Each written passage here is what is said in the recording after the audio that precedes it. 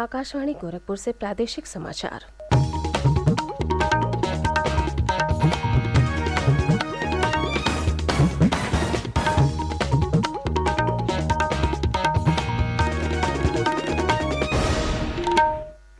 नमस्कार। समाचार बुलेटिन के साथ मैं सोनी निगम। पहले मुख्य समाचार। 44वें शतरंज ओलंपियाड की मशाल रिले का वाराणसी और प्रयागराज में हुआ भव्य स्वागत। आज अयोध्या और गोरखपुर पहुंचेगी मशाल रिले। राष्ट्रपति रामनाथ कोविंद ने वृंदावन में कृष्ण कुटीर आश्रम की महिलाओं से किया संवाद। मथुरा के बांके बिहारी मंदिर में किया दर्शन पूजन। ऊर्जा मंत्री A.K. शर्मा ने बिजली बकायेदारों से ब्याज में छूट के लिए लाई गई एक मुश्त समाधान योजना OTS का लाभ लेने की अपील की। 30 जून को समाप्त हो रही है योजना की अवधि। और समूचे पूर्वी उत्तर प्रदेश में आज से बारिश के आसार। अगले 2-3 दिनों में राज्य के सभी जिलों में हो सकती है मानसून की वर्षा।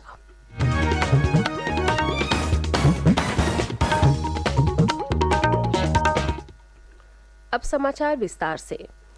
44वें शतरंज ओलंपियाड की मशाल रिले आज अयोध्या और गोरखपुर पहुंचेगी। नगर विकास तथा ऊर्जा मंत्री अरविंद कुमार शर्मा अयोध्या के राम की पैड़ी पर आयोजित होने वाले समारोह में मशाल रिले का स्वागत करेंगे। वहीं कृषि मंत्री सूर्य प्रताप शाही मशाल रिले के स्वागत के लिए गोरखपुर में मौजूद रहेंगे। इस अवसर पर बड़ी संख्या में जनप्रतिनिधि और आमजन उपस्थित रहेंगे। इससे पूर्व कैबिनेट मंत्री नंद गोपाल नंदी ने कल प्रयागराज के चंद्रशेखर आजाद पार्क में आयोजित समारोह में शतरंज ओलंपियाड की मशाल रिले का स्वागत किया। उन्होंने ग्रैंड मास्टर तेजस बकरे और वंतिका अग्रवाल को मशाल सौंपते हुए उन्हें वाराणसी के लिए रवाना किया। वाराणसी में महात्मा गांधी काशी विद्यापीठ परिसर में मशाल रिले का भव्य स्वागत किया गया। कार्यक्रम की अध्यक्षता करते हुए विश्वविद्यालय के कुलपति प्रोफेसर आनंद कुमार त्यागी ने कहा कि ये उनके लिए गौरव का क्षण है जब विश्व की सबसे पुरातन नगरी काशी में बनारस का सबसे पुरातन विश्वविद्यालय विश्व के सबसे पुरातन खेल की मशाल रिले को अग्रसारित कर रहा है। उन्होंने कहा कि युवाओं को इस खेल में अधिक से अधिक रुचि लेनी चाहिए क्योंकि इस खेल में भारतीयता की झलक मिलती है और इसकी शुरुआत भारत से ही हुई है। शतरंज ओलंपियाड की मशाल रिले प्रदेश के 9 जिलों और देश भर के 75 जनपदों से होते हुए तमिलनाडु के चेन्नई पहुंचेगी, जहां 28 जुलाई से 10 अगस्त तक 44वें शतरंज ओलंपियाड का आयोजन किया जाएगा। इस प्रतियोगिता में दुनिया भर के 183 देश भाग लेंगे। राष्ट्रपति रामनाथ कोविंद ने कल मथुरा जिले के वृंदावन में सरकार द्वारा संचालित कृष्णा कुटीर आश्रम की बेसहारा महिलाओं से संवाद किया। इस अवसर पर राज्यपाल आनंदीबेन पटेल और मुख्यमंत्री योगी आदित्यनाथ भी मौजूद रहे। श्री कोविंद ने विधवाओं के पुनर्विवाह और बेसहारा महिलाओं की आर्थिक आत्मनिर्भरता पर जोर दिया। उन्होंने कहा कि ऐसा होने से वे स्वाभिमान के साथ गरिमापूर्ण जीवन व्यतीत कर सकेंगी। उन्होंने कहा कि विधवाओं और बेसहारा महिलाओं के साथ हो रहे दुर्व्यवहार को रोकने के लिए देशवासियों को आगे आना चाहिए। राज्यपाल आनंदीबेन पटेल ने कम उम्र की विधवाओं के पुनर्विवाह पर जोर दिया। कृष्णा कुटीर आश्रम की महिलाओं ने उनके साथ अपने अनुभव साझा करते हुए हर तरह की सुविधाएं मुहैया कराने के लिए राज्य सरकार का आभार व्यक्त किया है। मुख्यमंत्री योगी आदित्यनाथ ने कहा कि राज्य सरकार ने बेसहारा और विधवाओं की मदद के लिए गोरखपुर, वाराणसी और लखनऊ में भी ऐसे आश्रम बनाए हैं। इससे पूर्व राष्ट्रपति श्री कोविंद ने मथुरा में बांके बिहारी मंदिर में दर्शन पूजन किया। इस अवसर पर मंदिर को विशेष रूप से सजाया गया था। विपक्षी दलों के राष्ट्रपति पद के उम्मीदवार यशवंत सिन्हा ने कल नामांकन पत्र भरा। नई दिल्ली के संसद भवन में श्री सिन्हा के साथ कांग्रेस पार्टी के राहुल गांधी, राष्ट्रवादी कांग्रेस पार्टी प्रमुख शरद पवार और समाजवादी पार्टी के अध्यक्ष अखिलेश यादव सहित विपक्षी दलों के कई नेता मौजूद थे। इससे पहले शुक्रवार को राष्ट्रीय जनतांत्रिक गठबंधन के राष्ट्रपति पद की प्रत्याशी द्रौपदी मुर्मू ने अपना नामांकन दाखिल किया था। राष्ट्रपति चुनाव के लिए मतदान 18 जुलाई को होगा, जबकि मतगणना 21 जुलाई को की जाएगी।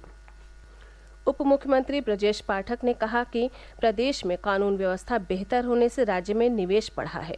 लखनऊ में कल MSME सम्मेलन को संबोधित करते हुए उन्होंने कहा कि सिंगल विंडो सिस्टम लागू होने से उद्यमियों को काफी मदद मिली है। श्री पाठक ने कहा कि भाजपा सरकार कारोबार शुरू करने में आसानी के लिए हर जरूरी कदम उठा रही है। उन्होंने कहा कि कारोबार में सुगमता सूचकांक में आज प्रदेश दूसरे स्थान पर है। प्रादेशिक समाचार आप आकाशवाणी गोरखपुर से सुन रहे हैं।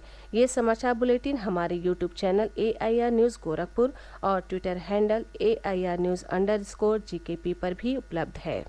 प्रदेश के ऊर्जा मंत्री A.K. शर्मा ने बिजली बकायेदारों से लंबित बिल पर ब्याज माफी के लिए लाई गई एक मुश्त समाधान योजना OTS का लाभ उठाने की अपील की है। उन्होंने कहा कि ये योजना 30 जून को समाप्त हो रही है।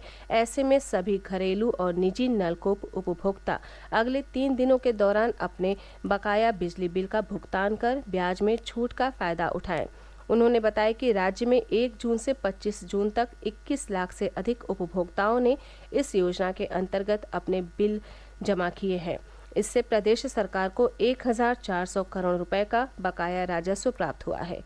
योजना के तहत 1 लाख रुपए तक के बकायेदार उपभोक्ता अधिकतम 6 किश्तों में और 1 लाख रुपए से अधिक के बकायेदार अधिकतम 12 किश्तों में भुगतान की राशि जमा कर सकते हैं। ऊर्जा मंत्री ने कहा कि योजना का लाभ लेने के लिए उपभोक्ता अधिशासी अभियंता अथवा SDO कार्यालय या जन सेवा केंद्र से संपर्क कर सकते हैं। इसके अलावा ऑनलाइन माध्यम से पावर कारपोरेशन की वेबसाइट www.upenergy.in पर भी योजना का लाभ लिया जा सकता है। प्रदेश के मुख्य सचिव दुर्गा शंकर मिश्र ने राष्ट्रीय स्वास्थ्य मिशन के तहत ANM और स्टाफ नर्स के 8000 से अधिक रिक्त पदों पर पारदर्शी तरीके से भर्तियां करने के निर्देश दिए हैं। राष्ट्रीय स्वास्थ्य मिशन की गवर्निंग बॉडी की बैठक को संबोधित करते हुए कल मुख्य सचिव ने कहा कि राज्य के हर नागरिक को बेहतर स्वास्थ्य सुविधाएं प्रदान करने के क्षेत्र में मिशन मोड में काम करने की जरूरत है। उन्होंने पारदर्शी तरीके से अस्पतालों में नर्सिंग स्टाफ की तैनाती करने तथा मरीजों से स्वास्थ्य सुविधाओं और सेवाओं के बारे में फीडबैक के लिए सर्वे करने को भी कहा।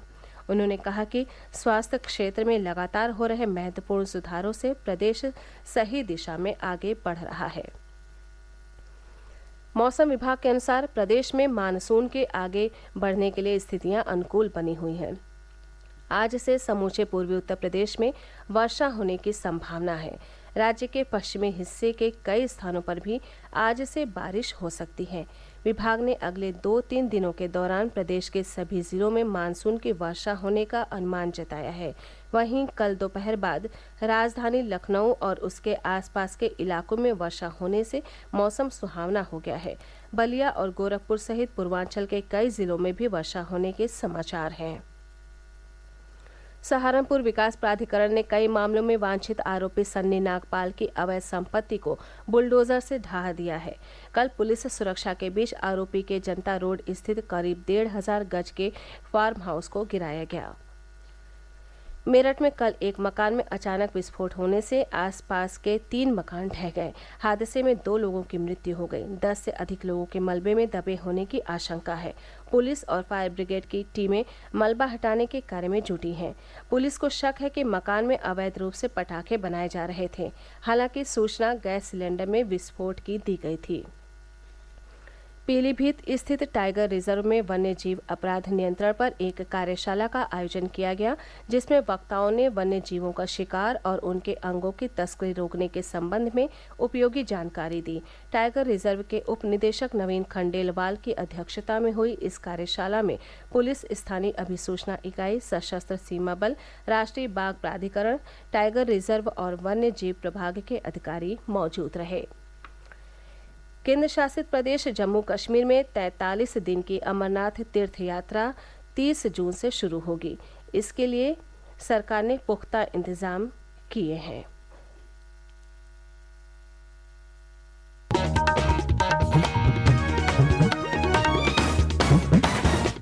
अंत में मुख्य समाचार एक बार फिर।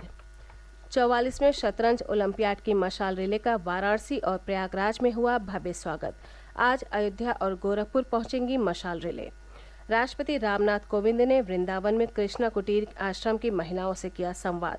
मथुरा के बांके बिहारी मंदिर में किया दर्शन पूजन। ऊर्जा मंत्री A.K. शर्मा ने बिजली बकायेदारों से ब्याज में छूट के लिए लाई गई एकमुश्त समाधान योजना OTS का लाभ लेने की अपील की। 30 जून को समाप्त हो रही है योजना की अवधि। और समूचे पूर्वी उत्तर प्रदेश में आज से बारिश के आसार। अगले 2-3 दिनों में राज्य के सभी जिलों में हो सकती है मानसून की वर्षा। इसी के साथ ये समाचार बुलेटिन समाप्त हुआ। नमस्कार।